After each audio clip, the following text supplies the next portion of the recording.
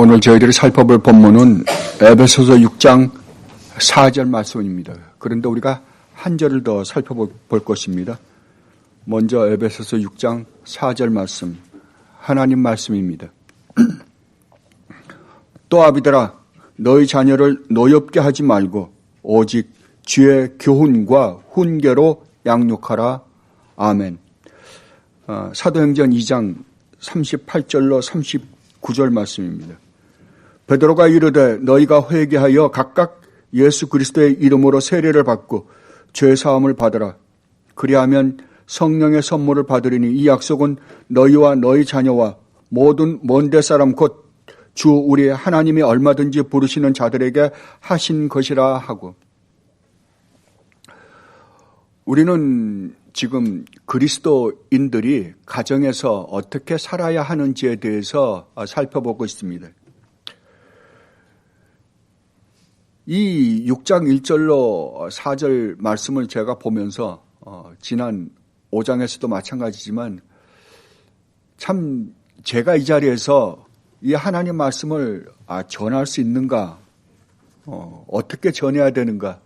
왜냐하면 제가 이 가정생활에 있어서는 어떤 면에서 인간적인 입장에서 이 하나님 말씀을 쫓아 살지 않은 사람 중에 하나이기 때문에 그렇습니다. 부부관계라든지 그 다음에 또 자식과 부모님에 대해서라든지 부모님에게도 그렇게 공경해 본 적이 없는 것 같고요. 그 다음에 뭐 아내를 사랑하라 그러는데 그렇게 결혼해서 사랑해 본 적도 그렇게 별로 없는 것 같기도 하고. 더군다나 이 자녀 교육에 있어서는 저는 상당히 참 힘들어하는 사람 중에 하나입니다. 왜냐하면 제가 오랜 시간 동안 기독교 가정에서 자랐지만 태어나면서부터 기독교 가정에서 자라긴 했지만 제가 40살이 넘을 때까지 저는 복음을 몰랐기 때문입니다. 그러다 나니까 전적으로 세상에 휩쓸려 살다 보니까 세상에서 사는 방법대로 살다가 이 가정생활을 얼마나 소홀히 했는지 모릅니다. 뒤늦게 이것을 깨닫고 뉘우쳐봐야 이미 지나간 시간들이었습니다. 지금 생각해보면 얼마나 안타까운지 모릅니다. 그래서 오늘 이 자녀 교육에 있어서도 과연 내가 어떤 말씀을 전할 수 있을까 하다가 저로서는 도저히 이 말씀을 전할 자격도 없고 또한 도저히 무슨 말씀을 드려야 좋을지 모를 것 같아서 오늘은 조엘 비키 목사님의 신세를 지기로 했습니다. 우리가 지금 가정생활에서 사도 바울은 아주 자세하게 우리에게 가르쳐주고 있습니다. 부부관계를 어떻게 가져야 되는가, 부모와 자녀들의 관계는 어떻게 가져야 되는가. 부부관계에서는 남편은 아내를 전적으로 사랑하라 그럽니다. 우리 주님이 죄악 가운데 있던 우리 주님에게 말도 안 되는 잘못을 저지르고 있던 우리를 사랑하신 것처럼 어떻게 사랑하셨어요? 십자가에서 죽기까지 우리를 구원하기 위하여 사랑하신 그 사랑대로 너희도 사랑해야 한다라고 말씀하십니다. 그리고 아내는 교회가 우리 주님께 전적으로 복종한 것처럼 복종해라. 왜냐하면 이 부부의 관계는 그리스도와 교회의 모형이기 때문이다라고 말씀하십니다. 이것은 하나님의 명령입니다. 여러분 반드시 그렇게 해야 합니다. 저도 이 명령을 쫓아 해보려고 하는데 그게 어떨 때는 잘 안 될 때도 상당히 많습니다. 그러나 우리 주님께서는 우리가 얼마큼 노력했는가를 보지 않을까 싶습니다. 그리고 부모와 자녀와의 관계에서는 또 그렇습니다. 그리스도인 자녀들은 부모에게 어떻게 해야 하는가? 성경은 단호합니다. 절대적으로 순종해야 된다. 절대적으로 부모를 공경해야 한다라고 말씀하십니다. 이유가 없습니다. 다른 이유가 없습니다. 부모가 존경받을 만하거나 부모 말씀에 순종하지, 우리가 부모의 말씀에 순종할 만해야지 우리가 순종하는 게 아니라 성경은 절대적으로 명령을 합니다. 부모를 공경하라, 부모님 말씀에 전적으로 순종하라. 이렇게 해야만 하는 이유는, 왜냐하면 부모는 우리가 하나님을 보듯이, 우리가 하나님을 아버지라고 부르듯이 하늘의 하나님 아버지를 묘사하는 자들이기 때문에, 모형으로 가지고 있는 자들이기 때문에 그렇다라고 말씀하십니다. 그리고 이렇게 자녀는 부모에게 전적으로 순종하며 공경하는 것이 하나님이 정하신 자연 법칙이기 때문에 너희는 반드시 그렇게 해야만 한다라고 말씀하십니다.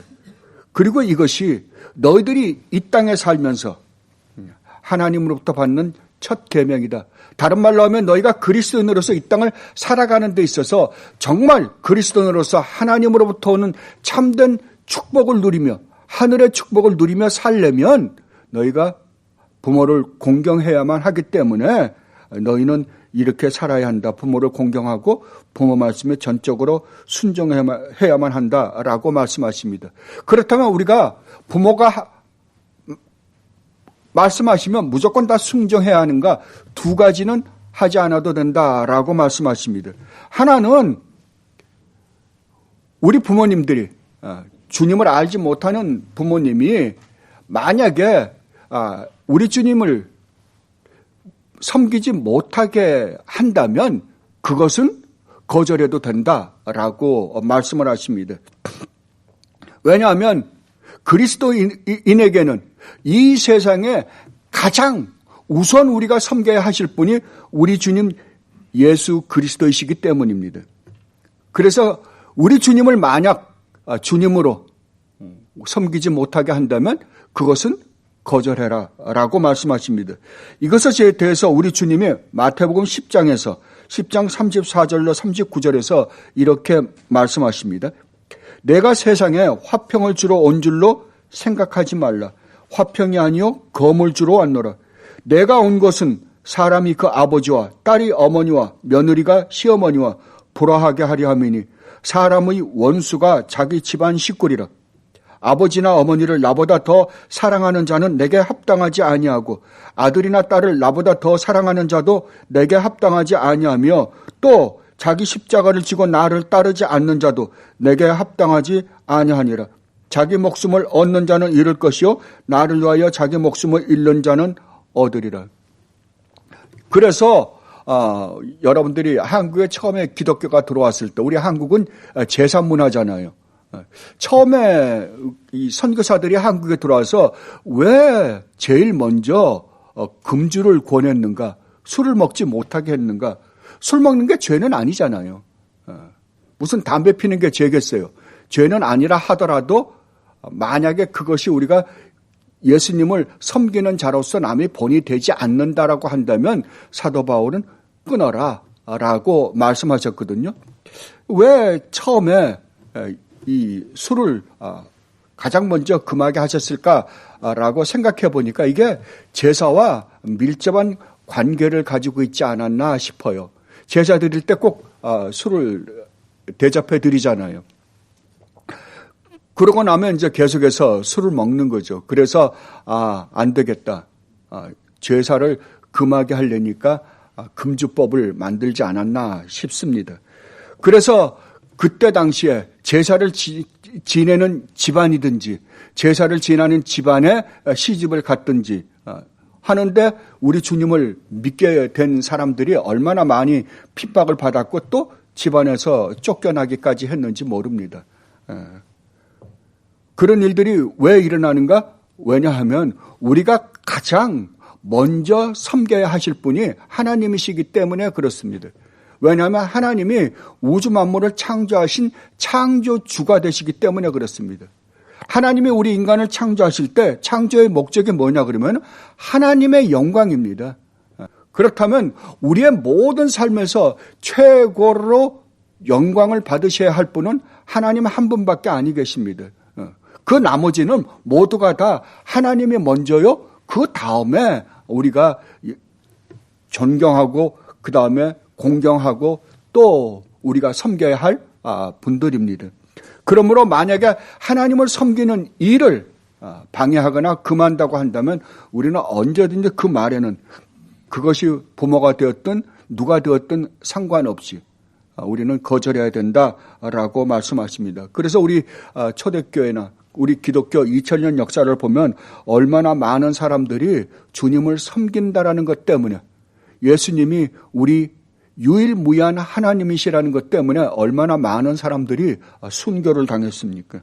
그러니까 여러분들은 항상 여러분의 머릿속에 여러분들이 참 그리스도인이라고 한다면 우리 주님이 우리가 섬겨야 할 최우선순위다라는 것을 여러분들이 먼저 생각해야만 할 것입니다. 그 다음에 죄를 짓는 일에 동참케 하거나 또는 죄를 짓는 일을 시킬 때 여러분들은 거절해야 됩니다. 왜냐하면 그리스도인은 죄악 가운데 살던 우리를 우리 주님께서 죄악 가운데 살지 않게 하기 위하여 그리스도의 나라로 흑암의 권세에서 주님의 나라로 옮기운 자들이기 때문에 그렇습니다. 그리고 이제 사도 바울이 그렇다면 자녀들은 부모에게 이렇게 해야지만 부모는 자녀에게 어떻게 해야 되는가? 라고 할 때 오늘 본문 4절에서 이렇게 말씀하십니다. 아비들아 너희 자녀를 노엽게 하지 말고 오직 주의 교훈과 훈계로 양육하라.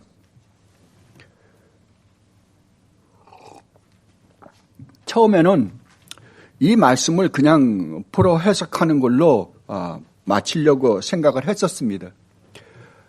그런데 몇 주 동안 고민하다가 제가 참 그러니까 결혼을 하고 제가 26세 결혼을 했으니까 한 20년 좀 안 됐겠네요. 그건 20년 가까이를 정말 제가 하고 싶은 대로 주님을 잘 모르기 때문에 제가 하고 싶은 대로 살았습니다. 그러다 나니까 부부관계가 별로 좋지 않았겠죠 뭐. 그러고 나니까 자녀 교육은 제대로 됐겠습니까? 그래서 이거 안 되겠다. 그냥 이거를 하나님 말씀이라고 그냥 해석만 해서는 안 되겠다. 어떻게 됐든 간에 저는 많은 부분에 있어서 실패했다 하더라도 다른 사람들은 정말 그가 교회를 다니고 그리스도인이라고 한다면 이 부분에 있어서 올바로 깨닫는 것이 상당히 좋겠다. 그리고 어떻게 됐든 간에 이제 손주도 있고 손녀도 있잖아요. 그들을 교육하는 데에도 나도 배울 필요가 있겠구나 라고 하다가 조일 비키 목사님이 쓰신 하나님의 약속을 따르는 자녀 양육이라는 책을 손대게 되었습니다. 그래서 제가 이 부모로서 자녀 교육을 어떻게 시켜야 하는지에 대해서는 이 책을 근거로 이 책을 여러분들에게 소개하는 것으로 몇 번의 설교를 마칠 것입니다. 마지막에 이제 티네이저들을 어떻게 교육을 시키는가라는 부분이 나오더라고요. 그래서 이번에는 조엘 비키 목사님의 신세를 지기로 했습니다. 여러분들이 조엘 비키 목사님은 잘 모르실지 모릅니다. 근데 조엘 비키 목사님 리폼드 대학교에 학장이셨던 분이십니다. 그래서 우리 개혁주의에서는 참 잘 알려지신 분인데 여러분들이 혹시 책을 우리 교회도 책이 몇 권 있을 것입니다. 뭐 하나님의 은혜, 그다음에 뭐 믿음 이런 책을 쓰셨으니까 여러분들 읽어보시기 바랍니다. 조엘 비키 목사님이 이렇게 말씀을 하십니다. 우리가 자녀 교육을 올바로 시키기 위해서는 우리가 반드시 먼저 알아야 할 것이 있다라고 말씀을 하십니다. 그게 뭐냐 그러면은 자녀 교육을 시켜야 하는 우리가 누구이며 자녀들이 어떠한 존재인가를 먼저 인식해야 한다라고 말씀하십니다. 여러분들이 누구입니까? 여러분들은 하나님으로부터 예수 그리스도로 말미암아 의롭다함을 얻은 죄인입니다. 그죠? 루터가 말한 것처럼 우리는 의롭다함을 얻은 죄인이에요. 여전히 우리는 하나님으로부터 의롭다함을 얻었지만 우리는 여전히 죄인입니다. 여전히 우리는 죄 가운데 살고 죄를 짓고 있는 존재들입니다. 그렇다면 우리로 하여금 교육을 받아야 되는, 우리가 교육을 시켜야 되는 자녀들은 누굽니까? 자녀들도 여전히 죄인이에요. 만약에 여러분들이 이거를 올바로 인식하고 있지 않으면, 내가 누구고 그들이 누구인지를 올바로 인식하지 않으면 그들이 무엇이 필요한지에 대해서 올바로 인식하지 못한다고 비키 목사님이 말씀하셨습니다. 그렇다면 여러분들이 그들이 죄인이라는 사실을 먼저 인정하면 여러분들이 제일 먼저 고민해야 될 게 뭐냐면 죄예요. 그죠? 죄예요. 그러면 다른 건 몰라도 그들로 하여금 제일 먼저 깨닫게 해야 되는 게 뭐겠어요? 죄 문제죠. 우리는 지금 자녀 교육을 시킨다 그러면 뭘 시킵니까? 자녀가 어떻게 해서든 말썽 안 피우고 세상에서 성공하는 자녀로 키우고 싶잖아요. 성경은 아닙니다. 성경은 제일 먼저 다루는 게 언제든지 죄 문제입니다. 왜냐하면 이것은 영원한 생명과 밀접한 관계를 가지고 있기 때문에 그렇습니다. 그러므로 여러분들이 자녀 교육을 올바로 시키려면 그들이 자신이 누구인지, 자기가 어디로부터 나와야 되는지를 먼저 인식시켜주지 않고 올바른 교육을 시킬 수 있는 방법은 없습니다. 전혀 없습니다. 세상에서는 여러분들이 좋은 학교 보내서 좋은 교육을 시켜서, 그 좋은 교육이 아니죠. 결국 뭘 만드냐 그러면 돈 잘 버는 기계를 만드는 거예요. 그죠? 오늘날 학교 교육이 다 그렇습니다. 저 가만히 보면 대학교, 대학원, PhD, 박사학위 이렇게 가만히 보면 결국 만드는 거 아무것도 없어요. 결국은 돈 버는 기계예요. 이제는 사람 만드는 교육은 학교에서 더 이상 시키지 않습니다. 그렇다면 유일하게 그 교육을 시키는 데는 교회, 더 나아가서 가정입니다.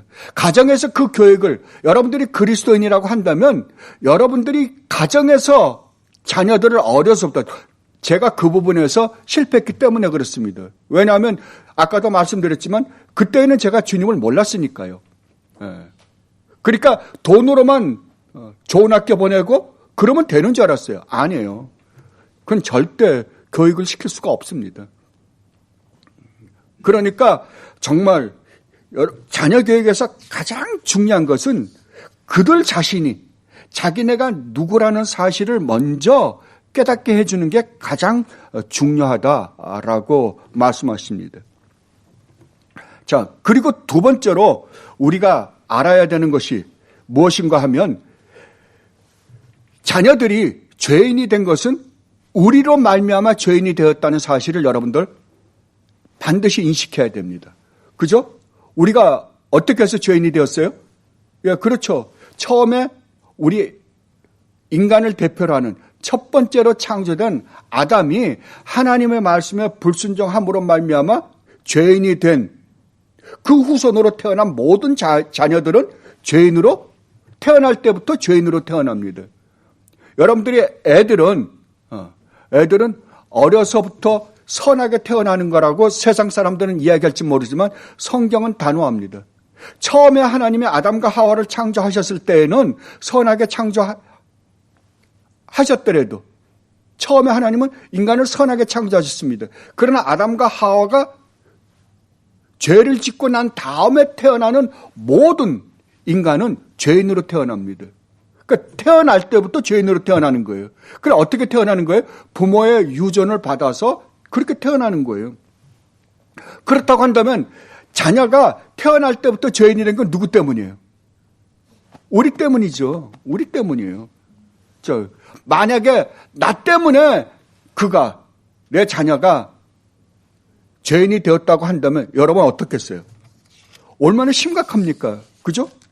그것을 우리가 인식을 해야만이 그들에 대한 우리의 책임이 얼마나 막중한가를 우리가 깨닫게 됩니다.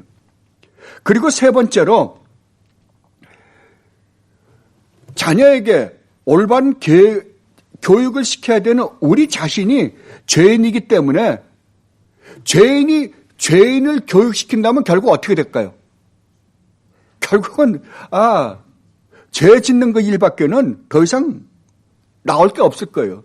그렇다고 한다면 여러분, 만약에 이게 성경이 말씀하고 있는 게 사실이라고 한다면 세상의 교육이 우리를 올바로 만들 수 있을까요? 절대 없습니다. 절대 없어요.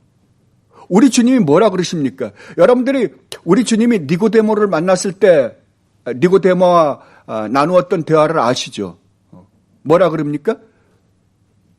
너가 거듭나지 않으면 다시 태어나지 않고서는 절대 바른 인간이 될 수 없다라고 이야기를 합니다. 그런데 우리는 뭐라 그러냐 그러면 아니다. 그러지 않고 우리 인간은 선한데 교육이 잘못돼서 환경이 잘못되어서 그렇기 때문에 교육과 환경을 조금만 바꿔주면 우리는 언제든지 좋은 사람이 될 수 있다라고 이야기를 합니다. 그래요? 아닙니다. 절대 그렇지 않습니다. 죄인끼리 아무리 좋은 교육을 시킨다 그래도 좋은 인간이 나오지 않습니다. 오늘날만큼 좋은 교육을 받는 때가 어디 있겠습니까? 그렇죠. 오늘날만큼 정보를 많이 가지는 아이를 아마 인류 역사상 없었을 것입니다. 우리는 수많은 정보를 손에 쥐고 다닙니다. 뭐든지 누르기만 하면 얻을 수 있습니다. 점점 인간이 어떻게 됩니까? 애들이 점점 더 자기 이기주의자가 되어버리고 맙니다. 그러니까 이 세상 교육 가지고 절대 자녀를 올바른 자녀로 만들 수 없다는 것을 여러분들은 반드시 인식해야 됩니다. 그러니까 여러분들이 내가 교육시켜서 저 아이를 올바른 사람으로 만들겠다. 여러분 한국의 교육열이 세계에서 아마 탑이라 그러면 탑일 거예요. 그죠? 그래서 한국 사람들 평균 교육 수준을 보면 아마 모르긴 해도 전 정확하게는 데이터를 갖고 있지 않으니까 모르겠습니다만은 아마 60% 이상은 다 대학 졸업자가 아닌가 싶어요. 그죠? 아마 60% 이상 될 거예요. 이제는 전국에 대학교가 없는 곳이 없더라고요, 이제는. 그렇다고 한다면 얼마나, 어떻게 됐건 간에 국민학교를 졸업한 사람하고 대학교를 졸업한 사람하고는 교육 차원이 다르잖아요. 그런데도 불구하고 한국은 어떻습니까? 한국의 지금 자라는 아이들의 인간성은 어떠냐고요? 점점 더 이기적이 되어갑니다. 자기들 자신밖에 몰라요. 여러분들 자녀나 손주들 보면 알잖아요. 자기예요. 왜냐하면 이게 죄인으로 태어난 인간의 본성이기 때문에 그랬어요. 아무리 여러분들이 여기서 좋을 때는 그러니까 은혜가 충만할 때, 다른 말로 하면 여러분의 세상에 살아가는 거라든지 교회에서 신앙생활 할 때든지 아무 문제 없을 때는 다 그럴듯해요. 정말 신앙이 좋은 사람처럼 자비롭고 은혜롭고 노하기를 더디하고 진짜 아름다운 사람처럼 보여요. 그러나 무슨 문제가 하나가 딱 걸리잖아요. 그러면 어떻게 해요? 자기 안에 들어있는 게 다 나옵니다. 그 사람 자존심을 조금만 건드려 보면 금방 알아요. 그죠? 이게 인간이에요. 이게 우리예요. 그 안에서 무슨 선한 것이 나올 수 있겠어요? 그렇다고 한다면 여러분들은 여러분이 자녀 교육을 올바로 시켜서 그 자녀를 올바른 인간으로 만들 수 있는 가능성은 제로예요. 없습니다. 전적으로 무능합니다. 그렇다고 한다면 여러분이 누구에게 의존할까요? 예. 그리스도인들은 하나님께 의존할 수밖에 없습니다. 우리가 가장 힘들어하는 것 중에 하나가 뭐냐 그러면은 우리가 해야 하는 일과 하나님의 주권 사이에 이 간격을 어떻게 조화를 시키느냐예요. 이제 조금 이따가 설명을 해드리겠지만 이 조화를 어떻게 우리가 시킬 수 있는가. 첫째, 여러분들이 분명히 알아야 될 건 여러분이 할 수 있는 건 아무것도 없습니다. 여러분들은 전적으로 무능합니다.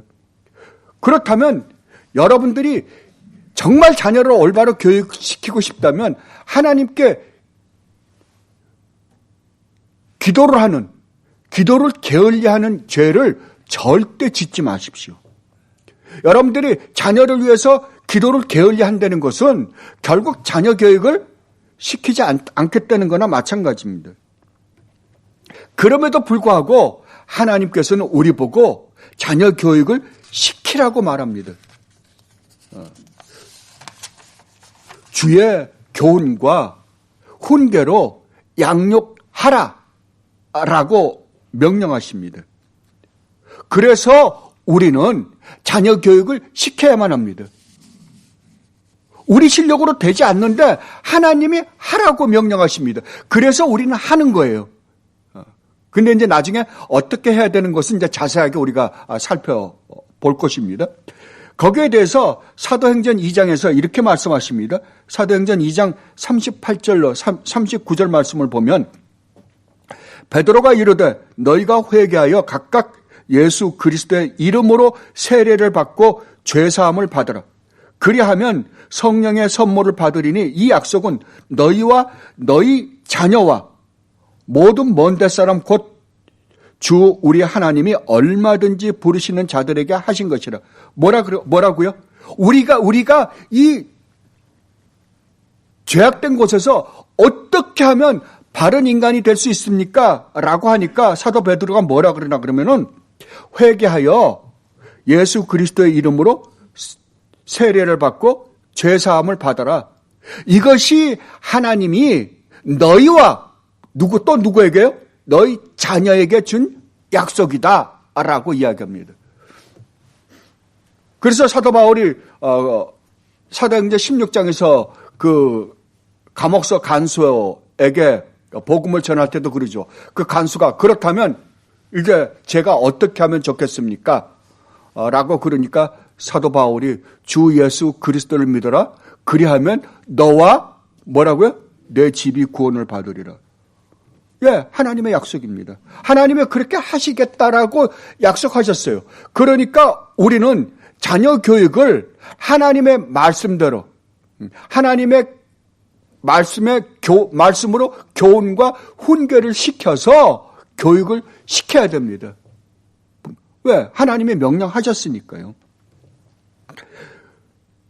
그리고 또 우리는 그 약속을 하신 하나님이 반드시 그 약속을 지키실 것을 믿고 교육을 시킬 뿐만 아니라 끊임없이 기도하면서 하나님을 바라보아야 합니다.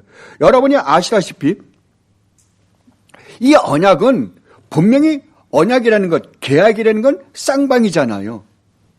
그죠? 근데 은혜 언약은 쌍방이 아니라 계약을 맺으려면 양쪽이 다 있어야 되죠. 여러분들이 집을 사면 계약서면 파는 사람, 사는 사람, 그죠? 두 사람 다가 사인해야 되잖아요. 그러나 이 은혜 언약은 그렇지 않습니다. 분명히 두 사람이 있는데, 두 존재가 있는데 책임은 한 사람만 지는 게 은혜 언약입니다.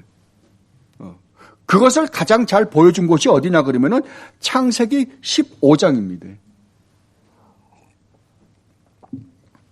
창세기 15장 12절로 17절을 보면 이 15절이 뭐냐 그러면은 아브라함에게는 자식이 없습니다. 아직까지. 아브라함이 아니라 아브라함이에요. 아직까지는. 자식이 없어요. 자식이 없는데 하나님이 찾아오신 거예요. 찾아와서 두려워하지 말라. 내가 너의 상급이다 라고 말씀하십니다. 그리고 하나님께서 아브라함에게 약속을 하십니다. 너의 후손이 하늘의 별과 같이 바다의 모래와 같이 많게 해주겠다라고 약속을 하시니까 아브라함은 지금 자손도 없는데요. 하나님 그러지 말고 제 집안에서 길려오는 엘리에셀이나 후손으로 삼아주십시오 라고 했더니 아니다. 네 몸에서 날 자로 하여금 하늘의 별과 같이 바다의 모래와 같이 많게 해주시겠다라고 약속을 합니다. 하나님, 그렇다면 하나님이 그렇게 약속하신다면 하나님, 내가 그 약속이 이루어질 것을 내가 어떻게 알겠습니까? 하나님이 조금 더 확실하게 저에게 말씀해 주십시오 라고 했더니 이제 하나님이 이 징조를 보여주십니다. 그게 창세기 15장 12절로 17절 말씀입니다. 그랬더니 해질 때에 아브라함에게 깊이 잠이 임하고 큰 흑암과 두려움이 그에게 임하였더니 여호와께서 아브라함에게 이르시되 너는 반드시 알라. 여기서 여러분들이 성경을 읽으실 때 여러분들이 성경을 읽으실 때 얼마나 많은 의심을 가지고 의심이라 그러니까 좀 그러네요. 의문을 가지고 읽느냐에 따라서 여러분들은 성경의 많은 것을 깨달을 것입니다. 보면 이 본문을 봐도 재밌죠. 해질 때 아브라함에게 뭐라고요? 깊은 잠이 임했어요. 거의 죽은 것처럼 깊은 잠이 임했어요. 그럼 뭐 들리겠어요? 여러분 잠이 깊이 들어버리면 뭐예요? 꿈도 안 꾸죠? 그런데 그 다음에 보면 아브라함은 다 알아요. 참 신기하죠? 그러니까 여러분들이 이러한 사실을 가지고 의문을 가지고 읽으면 여러분들이 이 안에서 놀라운 것을 여러분들이 많이 깨닫게 될 것입니다.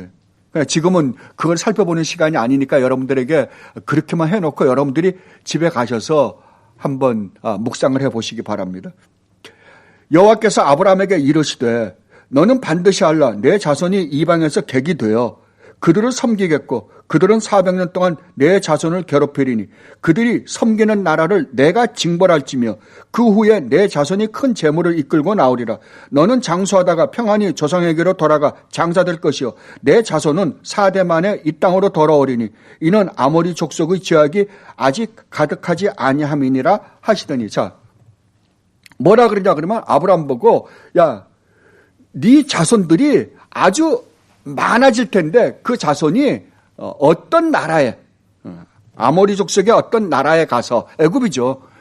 애굽에 가서 400년 동안 고생을 죽게 하다가 나중에 거기서 내가 끄집어내서 데리고 올 것이다 라고 약속을 하십니다. 그리고 그 약속이 신실하게 지켜질 것임을 이렇게 하십니다. 해가 져서 어두울 때 연기나는 화로가 보이며 타는 횃불이 쪼갠 고기 사이로 지나들. 그러니까 그 전에 무슨 일이 있었냐 그러면 아브라함 보고 야 소를 갖다가 암소를 갖다가 쪼개놓고 염소를 갖다가 쪼개놓고 그 다음에 비둘기를 갖다가 놔라. 그랬어요. 그리고 아브라함은 잠을 재워버린 거예요. 그런데 연기나는 횃불이 뭐라고요? 쪼갠 고기 사이로 지나갔다는 거예요. 여러분들이 예레미야를 보시면 예레미야 5장을 보시면 이 쪼갠 고기 사이에 언약한 당사자들이 지나가야 됩니다. 그건 다른 말로 하면 둘이 언약을 맺었는데 약속을 했는데 계약을 했는데 계약을 만약 어긴 사람은 이 고기가 소나 염소가 쪼개지는 것처럼 쪼개져야 된다. 그 상응한 벌을 받을 것이다 라는 거예요. 근데 이 약속에 당사자들 둘이 다가 같이 지나가야 될 거 아니에요? 근데 여기서 지나간 건 하나님밖에 아니 지나가십니다. 그리스도는 그러니까 이게 무슨 말인 거 아니? 이 두 약속, 아브라함과 하나님이 약속하시는데 어느 쪽에서 약속을 안 지키다 하더라도 그 책임은 누가 홀로 지겠다고요? 하나님이 홀로 지시겠다라고 그러시는 거예요. 이거를 은혜 언약이라고 그럽니다. 이게 은혜 언약이에요. 이것 때문에 우리가 산 거죠. 죄는 누가 지었어요? 약속을 누가 어겼어요? 우리가 어겼어요. 약속은 우리가 어겼는데 결국 쪼개지신 분은 누구세요? 우리 주님이시죠. 하나님이세요. 하나님이 이 소를 쪼개듯이 십자가에서 쪼개지심으로 말미암아 우리가 살게 된 거라고요. 그러니까 결국은 모든 것을 이루시는 분은 누구세요? 하나님이세요. 그러니까 하나님이 우리에게 자녀 교육을 시키라고 했지만 이 자녀 교육을 결국 자녀를 올바로 만드시는 분은 누구세요? 하나님이세요. 우리는 이걸 믿는 거예요. 우리가 자녀를 교육을 하나님 말씀대로 잘 시켰기 때문에 얘가 올바른 사람으로 거듭나는 게 아니라 하나님이 약속하신 그 약속을 우리가 믿기 때문에 그 자녀를 교육시키는 거예요. 하나님 말씀으로. 압니까? 그러니까 여러분들이 이 약속을 근거하지 않고서는 절대 올바르게 자녀를 교육시킬 수 없어요. 그래서 이 세상의 것으로 자녀를 교육시켜라 라고 하지 않는 거예요. 뭘로요? 주님의 말씀으로 교훈시키고 훈계시켜라 그러는 거예요. 그러면 여러분들이 주님의 말씀을 모르면요, 시킬 수가 없겠죠. 그래서 여러분들 구약의 이스라엘 백성들을 보면 이스라엘 백성들에게 뭐라 그럽니까? 하나님이 그 말씀을 손에다가 메고 머리에다가 띠로 하고 그리고 그 말씀을 외우게 하잖아요. 계속해서. 예. 여러분들이 하나님의 이 약속이 있기 때문에 하나님이 내가 그들을 그렇게 내가 시키는 대로 그렇게 하면 내가 반드시 그들을 정말 거듭난 하나님의 백성으로 만들겠다라는 약속이 있기에 우리는 그 약속에 충실해서 하는 것뿐이에요. 그리고 또 하나 그리스도인 부모가 분명히 알아야 되는 것 중에 하나가 뭐냐 그러면은 여러분들 가정에 부모가 두 분 다가 그리스도인인 경우도 있을 거고 또 둘 중에 하나만 그리스도인인 경우도 있을 거예요. 그렇죠? 어떻게 됐건 간에 어느 한쪽이 한 사람이라도 정말 참 그리스도인이라고 한다면 그 가정은 언약의 가정이에요. 다른 말로 하면 하나님의 약속이 있는 가정이라고요. 약속의 은혜를 가지고 있는 가정이라고요. 그러면 그 하나님의 약속을 가지고 있는 그 가정에서 태어난 자녀는 누구예요?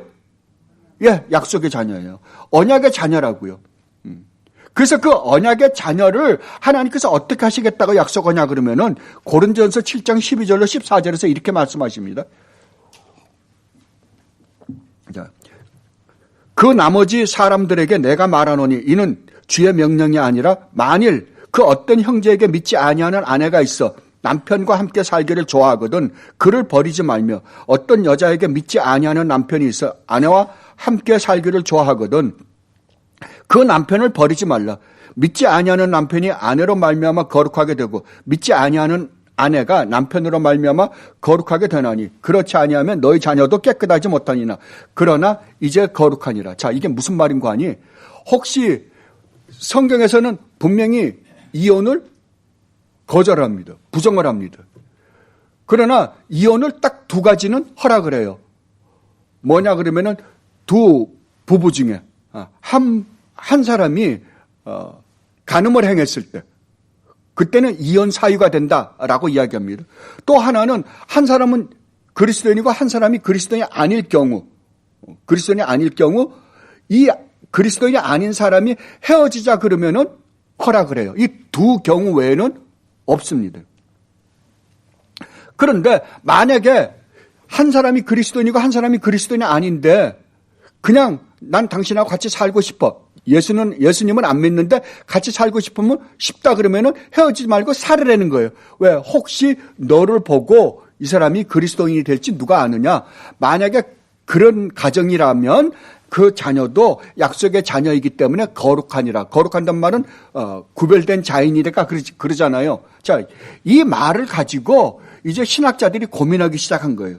이 거룩하단 말이 과연 어떤 의미를 가지고 있는가? 거룩하다. 그럼 언약의 가정에서 태어난 아이는 모두가 다 구원을 받은 거냐? 아니면 구원을 받지 않은 자냐? 이런 문제가 생기잖아요. 그죠? 현실적으로 여러분 어떻습니까? 정말 참신앙입니다. 오늘날은 너무나 이상한 그리스도인들이 많으니까 제가 할 말은 없어요. 그렇지만 참신앙을 가지고 있는 가정의 자녀라고 하더라도 그 자녀 중에 모두가 다 구원을 받습니까? 아니다. 그러면 구원을 안 받습니까? 그 안에도 받는 자가 있고 안 받는 자가 있잖아요. 실질적으로, 현실적으로. 그런데 여기에 이제 세 가지 견해가 있습니다. 하나는, 첫 번째는 뭐냐 그러면은, 이거는 여러분들이 그렇게 잘 아시는, 아브라함 카이퍼가 주장한 것 중에 하나입니다. 아브라함 카이퍼라 그러면은 우리 개혁주의의, 그러니까 칼빈주의의 3대 칼빈주의 신학자 중에 한 명이십니다. 네덜란드에 수상까지 하셨습니다. 그분이 뭐라 그러냐면, 여기서 거룩하다라고, 그러니까 언약의 가정 안에 태어난 자녀는 모두가 다 구원을 받는다라고 해석을 한 겁니다. 그런데 실질적으로 보면 아닌 자도 있잖아요. 그러니까 뭐라 그러냐 그러면은, 다 구원을 받는데 만약에 거기서 자기 스스로가 빠져나가면 그거는 구원을 안 받을 수도 있다라고 이야기한 거예요. 좀 이상하죠? 분명히 개혁주의라고 하면 그럴 수는 없잖아요. 구원받았다면. 그러한 약점을 갖고 있습니다. 그리고 잘못하면, 자, 기독교 가정에서 태어났다고 해서 모두가 다 구원받는다라고 해버리고 나면 얼마나 위험해요. 그 아이들이 교회만 나오면, 교회는 나오고 밖에 나가서 말도 안 되는 잘못된 죄를 짓고 사는 삶을 산다고 해도 구원받는다고 한다면 무율법주의로 빠질 수 있잖아요. 그러한 위험이 따르게 됩니다. 또 하나는 여러분들이 알다시피 침례교입니다. 침례교는 유아 세례를 거부합니다. 거부하시는 분들이, 개혁주의 침례교 빼놓고는 거의 유아 세례를 거부를 합니다. 왜냐하면 신앙이라는 것은 자기가 직접 고백하기 전에는 참된 신앙이 아니라고 하기 때문에 그렇습니다. 그러니까 여기서 자녀들이 거룩하다는 것은 걔네들이 커서 구원받기 전에는 절대 구원받지 못한다. 왜냐하면 커서 자기 스스로가 주님을 영접하고 신앙 고백하기 전에는 신앙인이 아니기 때문이다. 그러니까 그 어린아이들은 구원을 받은 자야 아니에요. 일단 구원을 안 받은 자죠. 그러니까 다른 말로 하면 언약의 가정, 언약 자체를 침례교는 그렇게 중요하게 생각하지 않으니까요. 우리처럼. 그러니까 이방인과 같이 취급할 수밖에 없습니다. 그렇다면 여기서 말하는 이 거룩함, 그러면 우리 개혁주의에서는 어떻게 해석하는가? 자, 어떻게 됐건 간에 믿는 가정에서 태어났다고 한다면, 여러분들 이스라엘 백성을 보시면 알잖아요. 이스라엘 백성을 보면 이스라엘 백성은 태어나면서부터 유대인으로 태어나기 때문에 하나님의 은혜 안에 태어나잖아요. 그죠? 하나님의 은혜 안에 태어나기 때문에 하나님으로부터 받는 모든 유익을 다 받으며 태어나죠. 그래서 난지 8일 만에 할례를 받고 그 다음에 하나님 말씀 가운데 살아가잖아요. 그렇기 때문에 이 하나님의 약속, 하나님이 우리에게 주시겠다라고 약속하는 약속의 테두리 안에는 들어와 있어요. 안에는 들어와 있지만 그들 중에도 구원을 받는 사람이 있고 구원을 받지 않은 사람이 있어요. 그러니까 완전히 그리스도인 가정 아닌, 언약의 가정 아닌 밖에 있는 사람하고는 엄청나게 차이 나죠.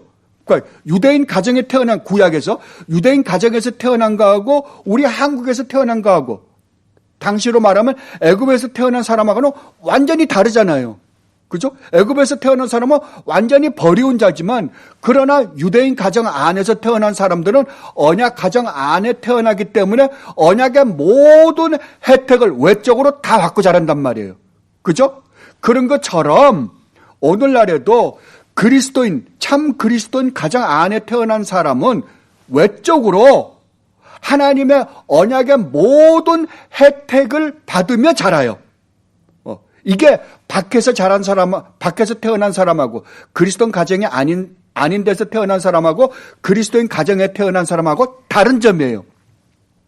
그러나 그렇다고 하더라도 그 안에 있는, 그 테두리 안에 있는 모든 자들이 구원받는 건 아니잖아요. 그죠? 그러니까 이 개혁주의는 아까 아브라함 카이퍼가 말씀하신 것과 그 다음에 침례교가 이야기한 것과 한 것 두 개를 하나로 묶어놓은 것 같은 견해예요. 그러니까 은혜 언약 안에 있기 때문에 모든 은혜의 혜택을 외적으로는 받지만 나중에 그가 신앙 고백을 할 때 진짜 그 모든 은혜가 그 사람의 것이 되어서 그 아이의 것이 되어서 그가 구원을 받는다. 그렇다면 부모의 역할은 뭐예요? 그가 그 신앙을 고백할 때까지 하나님의 약속을 믿고 그에게 하나님의 교훈과 하나님의 훈계로 양육을 시켜야 될 거 아니에요. 계속 교육을 시켜야겠죠. 그게 부모가 가지고 있는 의무와 책임이잖아요. 그래서 유아 세례를 줄 때 누구의 신앙을 보고 줘요? 누가 신앙 고백을 하는 거예요? 부모가요. 예, 부모가 신앙 고백을 하는 거예요. 예. 그래서 당신이 은혜 언약 안에 있는 이 아이를 책임지고 하나님 앞에 참되게 신앙 고백할 때까지 하나님 말씀으로 교훈하고 훈계해서 잘 이루겠습니까? 그때 여러분들도 다 예 그러죠. 그러니까 부모만 아니라 교회 안에 있는 모든 성도들이 그 책임을 함께 지고 가는 거예요. 이게 개혁주의 입장이에요. 그러니까 여러분들이 이 유아 세례에 대해서 아주 올바로 인식을 해야 돼요. 그러니까 유아 세례 자체는 구원이 아니에요. 여러분 세례나 성찬 자체는 구원이 아니에요. 하나의 상징성을 갖고 있어요. 그러니까 유아 세례를 받았다고 해서 아니에요. 그런데 하나 여기에서 자 그러면 그가 계속해서 자라서 신앙 고백할 때까지 잘 자리워서 신앙 고백하면 좋겠죠. 근데 거기서 신앙 고백하지 않고 세상으로 나가는 아이도 있을 거예요. 그런데 애가 무슨 죄를 짓기도 전에 아이 때 죽었어요. 그럼 어떻게 될까요? 그 아이는 어떻게 할까요? 예. 우리 개혁주의에서는 그 아이를 구원받은 아이다라고 우리는 생각을 합니다. 왜냐하면 하나님의 은혜 언약 안에 외적인 은혜 언약이지만 은혜 언약 안에 그 아이를 두었기 때문이다. 이게 실질적으로 우리가 구약을 보면 구약에 많은 사람들이 그러니까 아브라함을 보자고요. 아브라함을 보면 아브라함에게 아들 둘이 있었죠. 하나는 이스마엘이고 하나는 이삭이었습니다. 그러나 이삭은 하나님께서 부르시고 똑같이 둘 다 할례를 받았어요. 그죠? 그렇지만 이삭은 약속의 자녀였고 이스마엘은 아니었어요. 또 이 이삭이 난 아들을 보면 또 더 정확하죠. 왜냐하면 둘 다 쌍둥이였는데 하나는 에서고 하나는 야곱이잖아요. 근데 에서는 버림을 받고 야곱은 하나님의 택하심을 받아 구원을 받았다고요. 그런 거 보면 그러니까 은혜 언약 아래에 있다고 해서 할례를 받았다고 해서 오늘날로 말하면 유아 세례를 받았다고 해서 구원받은 건 아니지만 그가 어렸을 적에 유아 세례를 받고 죽었다고 한다면 그 부모의 믿음으로 가르쳤기 때문에 그 아이는 구원을 받았을 것이다 라고 우리는 그럼 100%는 우리는 모릅니다. 그러나 그렇게 해석은 합니다. 그러니까 우리가 먼저 자녀 교육을 시키기 전에 뭘 분명히 알아야 되냐면 이러한 것을 그러니까 아이들 상태가 어떠한지를 우리가 분명히 알아야 돼요. 그래야만이 올바로 시킬 수 있다라고 말씀을 하십니다. 그렇다고 한다면 어린아이는 태어나면서부터 반드시 어떻게 돼요? 거듭나야 되죠. 그러면 거듭날 때까지 수고는 누가 합니까? 반드시 부모가 해야 돼요.